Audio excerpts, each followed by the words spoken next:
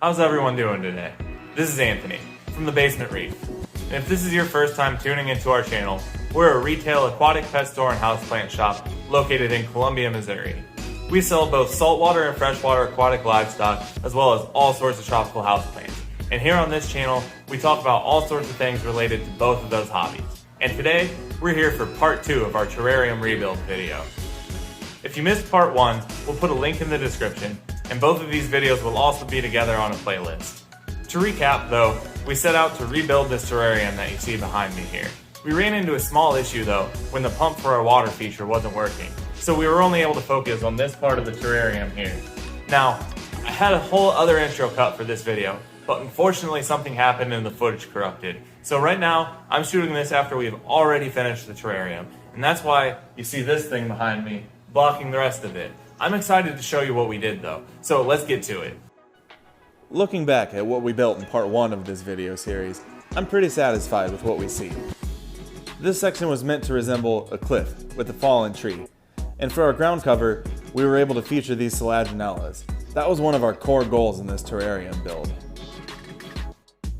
One goal we were not able to deliver on, however, was a water feature. We had to stop building it once we realized that the pump that was going to run it was not working. Today though, we have that all worked out, and we're ready to rock and roll. The plan is to use this plastic dish as our reservoir. We'll place a small submersible pump in it. This will push water up, and then it'll fall back down below. We'll be stacking rocks around it, both to hide the pump and to make a nice waterfall. The first step here is to place this large piece of lace rock that I've selected. It has a hole in it that the pump perfectly passes through. I think this will make a great foundation for the water feature. We need to make sure it's nice and sturdy. Looks good. Now it's time to fire up the pump so that we can make sure the water flows exactly where we need it to as we build this thing up higher. Right off the bat, I noticed two things. One, this is going to be a lot easier if we center our pump in the reservoir. And two, this pump pushes a lot of water, so we really have our work cut out for us today. Now it's just a matter of stacking more and more rocks. And let me tell you, this part is tedious and never gets easier. We need to make sure that every rock is sturdy as we place it, and we need to make sure that every drop of water falls back into the reservoir below. You kind of need to watch every little drop of water and where it splashes. And then if it's not going where you want it to, either place another rock or move the rock slightly to divert the flow. Now we'll add some slate. This is really what I want the main part of the feature to look like. Remember, every drop of water needs to make it back to the reservoir, or else this will run dry. We can peek through this side and check, and see that at least on this side of things we're looking good. We'll cover this with a background eventually, so that it's not so obvious from that angle. Here's a great example of how tedious this whole process can be. We have one spot where water is dropping and missing our reservoir, and the only way to fix it is to lift the whole structure. I'm going to try and place this rock to hold it all in place. This feels like a big risk, but I can't think of any other way to fix it. With that rock placed though, I think we're finally nearing completion of this water feature. Water is flowing gently down the whole thing, and I think it's all making it back to where it needs to go. A quick check of our reservoir from both angles, and we can confirm that this is indeed the case. Here's a look at our completed water feature. Not too bad, right? I think it does just about what we wanted it to do. To finish hiding the reservoir, we'll use our Phalaenopsis orchid. Phalaenopsis orchids are epiphytes, meaning that they don't grow in the ground.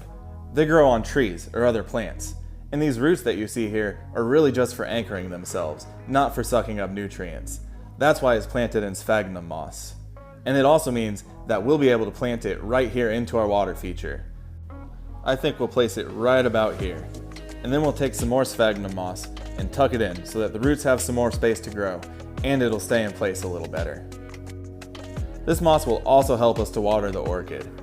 Every time it dries out, we'll just want to wet it again. Now we'll place another piece of wood. Hardscape items here will help to tuck everything in, hide the water feature, and make the orchid look natural. Approaching things from another angle, we can see that things still look a little bit odd. So, more hardscape items it is. Eventually we'll get something that looks right. Now, we said at the beginning of this whole build that we're going to go vertical with it, and up and out of the top of the terrarium. The orchid, when it's in bloom, helps with that, but we have bigger plans. Here I'm placing a piece of manzanita wood with some Tillandsia air plants affixed to it. We actually built this in a different video, called All About Tillandsia. We'll link that in the description, but here's the short version of how it went. It'll make the perfect platform to affix our Cryptanthus bromeliad to. It's also a type of epiphyte, so it doesn't need to be in soil either.